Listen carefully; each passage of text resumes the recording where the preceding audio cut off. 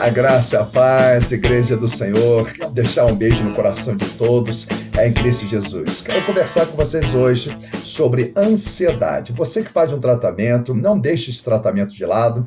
Vamos unir a ciência com a fé. O que a palavra tem de melhor para nós, para que possa nos ajudar sobre esse assunto? Amém? Vamos lá. Nós sabemos que a ansiedade, ela pode estar num nível controlado ou pode estar num nível preocupante. Mas é um sentimento, é uma batalha na alma, porque nós somos, um ser de forma integral. Nós somos corpo, alma e espírito. E a alma é o pensamento, é o sentimento e é a decisão. E a nossa alma, ela vai ter o reflexo daquilo que nós alimentamos no decorrer da nossa vida. Às vezes nós tivemos experiências positivas e às vezes experiências negativas. E a ansiedade também é o medo, que na verdade, sobre algum acontecimento futuro, mas também pode ser um medo pelas inseguranças também, devido a alguns fatos do passado, que faz que a pessoa não vive o presente, também não vive o futuro. Esse medo, muitas vezes, ele é atemporal. E às vezes as pessoas não percebem que aquele medo do futuro tem uma ligação lá do passado, por alguma insegurança, por alguma frustração. Então, a primeira coisa que eu quero dizer para vocês, que a ansiedade todo mundo tem. Ou seja, às vezes é num nível controlado e às vezes é num nível preocupante. Eu vou provar para você de uma forma simples. Imagina que você vai fazer uma viagem no sábado. E de repente, numa semana anterior, você andou tão preocupado com essa viagem que você preparou a sua mala, você colocou as suas contas em débito automático, porque você não queria ter preocupação nenhuma. De repente, você tem uns cachorrinhos e você se preocupou com quem iria ficar os cachorros. Então, você teve todo um planejamento. Então, aquele medo que desse errado fez que você tomasse algumas prudências, fez que você, então, se precavesse de qualquer problema. Então, essa ansiedade foi uma ansiedade controlável, ou seja, de forma controlável, ela é boa, ela mantém para você alguns cuidados. É a mesma coisa você tem um filho e, de repente, está na beirada de uma laje, você sai daí, meu filho, senão você pode cair. Então, a mãe lá, ela vai precaver, né? Ficou com medo que a criança caísse, então ela adiantou, para que não acontecesse nenhum mal futuro. Então aquela ansiedade, para que nada de mal ocorresse, fez que tomasse uma prudência. Por exemplo, o que acontece em 2 Crônicas 20, no versículo 3, fala assim: então Josafá sentiu grande medo, decidiu buscar o socorro do Senhor e convocou jejum nacional em toda a terra de Judá. Ou seja, Josafá sentiu medo que o futuro fosse incerto, sentiu medo das batalhas que viriam, e sabia que o inimigo estava cercando, então ele sentiu medo que pudesse dar alguma coisa errada lá na frente, inclusive em relação ao que os inimigos estavam planejando. Então, esse medo fez que ele tomasse medidas de prudência, de segurança. Então, ele começou, a guerrear com sabedoria. Então, a ansiedade, de forma controlável, ela te guarda, ela te protege. Então, vamos lá. No nível preocupante, essa aqui é mais perigosa. Vamos lá. Quando a pessoa vive, por exemplo, o desespero do amanhã. Quantas vezes eu já vi família, ela tá assim, num parafuso, assim, coisas de 10 anos lá na frente, e estão brigando coisas que ainda nem sabe se vai acontecer. Vou dar um exemplo aqui, por exemplo, em Lucas 21, 26, a pessoa preocupada com o amanhã, lembrando que o amanhã pertence a Deus. Lucas 21, 26 fala assim: muitas pessoas desmaiarão de terror, preocupados com aquilo que estará sobrevindo às populações do mundo. Então, tem muitas pessoas que vão ficar apavoradas, vão ficar em pânico. Então, vai ser um tipo de ansiedade, um nível preocupante. Ou seja, aí poderá até ter a necessidade de as pessoas passar para um profissional de saúde, para um psicólogo, passar, por exemplo, em relação ao psiquiatra, de repente aquilo está causando outros danos. Porque, na verdade, a ansiedade e a depressão, ela pode paralisar uma pessoa. A ansiedade é pelo medo e a angústia de situações futuras. Como eu falei, pode estar linkado a alguma coisa também do passado. Essa insegurança. E a depressão, o baixo interesse pelas coisas e pelas pessoas. Vou dar um exemplo aqui, outro exemplo aqui de ansiedade, um desespero do amanhã. 2 Reis 6,15, fala assim: no dia seguinte, Eliseu levantou-se ao romper da aurora e saiu. E eis que um batalhão cercava toda a cidade com cavalos e carros de guerra. Seu servo lhe indagou: Ai, meu Senhor, o que haveremos de fazer? O servo de Eliseu já acordava preocupado. Ele não tinha segurança em Deus. Ao ponto de Eliseu ele começar a clamar a Deus e falar: ai, meu Senhor, abre os olhos do meu moço para que ele possa ver, para que ele possa contemplar. Aí a Bíblia diz que ele viu lá cavalo de fogo, carro de fogo, viu a presença, a segurança de Deus. Então, na verdade, é uma insegurança do futuro. Por isso que o nosso psicológico é um campo de batalha espiritual. Não é verdade? Então, qual seria o conselho bíblico para que você possa ter o controle da ansiedade biblicamente, não ignorando a ciência? Vamos lá.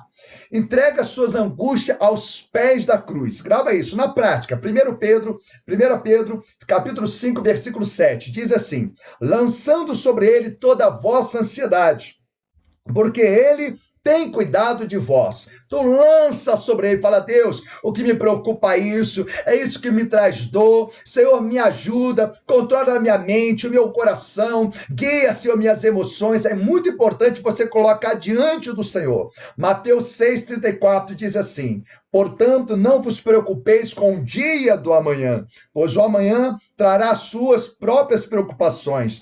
É suficiente o mal que cada dia traz em si mesmo. Então a Bíblia está dizendo que o amanhã pertence a Deus.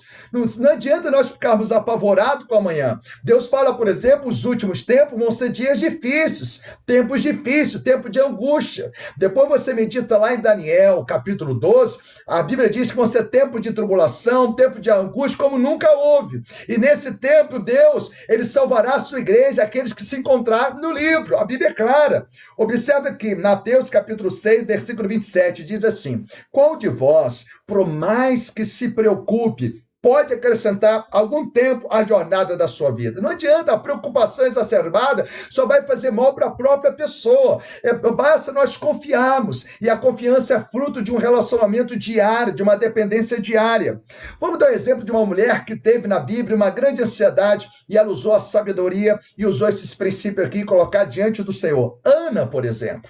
Olha o que fala em 1 Samuel 1, versículo 16. Fala assim: não julgueis a tua serva como uma mulher vadia.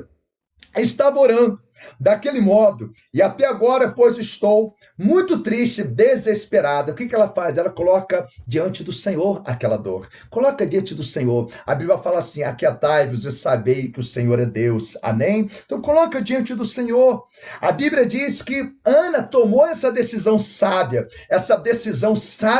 de honrar a Deus, de colocar essa angústia diante do Senhor. É muito interessante. Olha, observa que Jesus, ele sabia da sua crucificação, ele também teve um sentimento de dor, ele sabia o que estava reservado para ele, a cruz, só que ele enxergou além da cruz, chega além da adversidade, chega além do anticristo, chega Cristo, chega Deus, chega a solução em Deus, a esperança em Deus. Observe em Mateus 16, 21, Jesus está falando para o seu discípulo que era necessário que ele fosse traído, e que no terceiro dia ele ressuscitaria. Quando você observa lá em Atos, capítulo 2, versículo 23 e 24, fala assim: este homem vos foi entregue por um propósito determinado e pré-conhecimento de Deus. Então já havia um plano. Então, nos últimos tempos, a tribulação já está projetado no mundo espiritual. Não tem para onde correr. O princípio das dores já está escrito na Bíblia. Mas Deus falou que não nos abandonaria, ele estaria conosco. Quando você observa Josué, capítulo 1, Deus está preparando o psicológico de Josué, falando que nunca deixaria ele, que nunca desampararia, mas que ele tinha que ser forte e muito corajoso. Por 3 vezes, Deus reforça isso para Josué. Quando chega no capítulo 10, ele vai ter esse desafio. Ele precisa, então, guardar aquela palavra no meio das batalhas. Eu quero que você guarde essa esperança até o fim. A Bíblia fala que ele que perseverar até o fim, dar-te-ei a coroa da vida. Olha que lindo. Lucas, capítulo 22, versículo 44. Olha o que a Bíblia diz: e em grande agonia, orava ainda mais intensamente. Jesus estava sentindo agonia, porque ele sabia que a cruz estava reservada para ele cumprir um propósito divino. E então ele sentiu, sim, claro, a ansiedade, a dor, né? Ele sentiu medo, mas o que ele fez? Ele colocou orar. Então, pastor, eu estou sentindo a ansiedade do amanhã. Então, coloca diante do Senhor essa preocupação. E aconteceu que o seu suor se transformou em gotas de sangue caindo sobre a terra. Deixa eu falar uma verdade para você aqui. Olha que está em Atos 14, no versículo 22, fala assim: renovando o ânimo dos discípulos e os encorajando a perseverar na fé. Olha só que lindo. Ensinando. É necessário que em meio às muitas aflições ingressemos no reino dos céus. Então, não tem outro caminho. O princípio das dores é o caminho estreito para chegarmos aos céus. Mas Deus, ele vai te ajudar nesse momento tenebroso. Ele disse: se passares pelo fogo, não te queimará. Se passares pelas águas, não lhe submergirão. Então, é o caminho estreito, é a porta estreita. Ele é a porta das ovelhas. Ele está conosco nesses desertos dos últimos tempos. Então, quero passar para você um princípio simples, 2 princípios simples, para que você alimenta essa esperança. Alimenta e equilibra expectativas em Deus. Ou seja, é um belo remédio para equilibrar a ansiedade, para que ela esteja de forma controlável. Filipenses 4,19, vamos começar. Mas o meu Deus suprirá todas as vossas necessidades, em conformidade com as suas gloriosas riquezas em Cristo Jesus. Então você não tem que ficar desesperado. Você tem que crer que Deus está te suprindo, Ele está te guardando, Ele vai te conduzir no deserto, como conduziu outrora o povo no deserto. Então Ele vai guardar a sua vida nesses últimos tempos. Ele prometeu que estaria com a sua igreja. Eclesiastes 11:5 vai dizer: como não entendemos como se forma uma criança no ventre de uma mulher, não podemos entender todas as coisas que Deus faz. Ele está dizendo: olha, o milagre que eu faço, você precisa entender, você precisa crer. Quantas vezes Jesus ele disse assim: se creres, verás a glória de Deus. Crê no Senhor Jesus, igreja.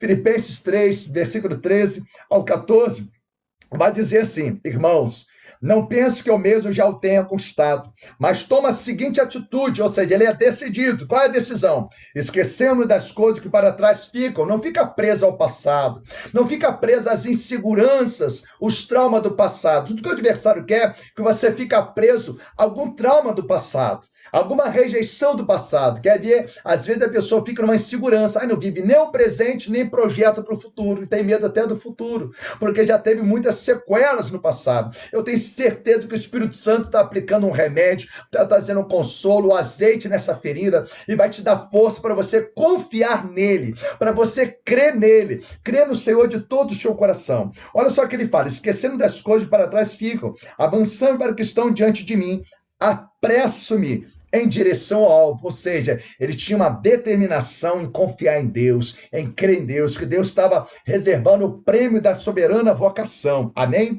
O segundo ponto importante: não alimente a dor no seu coração, mas sim o quê? A esperança. Ou seja, reage, seja decidido a confiar e a esperar em Deus, mesmo quando você não entende. Amém? Vamos lá, Salmos 46:10 vai dizer: aquietai-vos e sabei que o Senhor é Deus. Não fica desesperado. Amém? Confia somente, crê somente. Romanos 8:28, a Bíblia fala assim: estamos certos que Deus age em todas as coisas, ou seja, tudo coopera para o bem daqueles que amam o Senhor. Tudo tem um propósito. Tudo tem um propósito, pode ter certeza disso. Em 1 Coríntios 2:9 vai dizer: o que os olhos nunca viram, os ouvidos não ouviram, aquilo que jamais chegou ao coração do homem, Deus preparou. Pode ter certeza que Deus tem surpresa nos últimos tempos em favor da sua igreja. Mas Deus quer que a gente seja uma igreja autêntica, um povo remanescente, que olha para o alto, que prossiga para o alvo.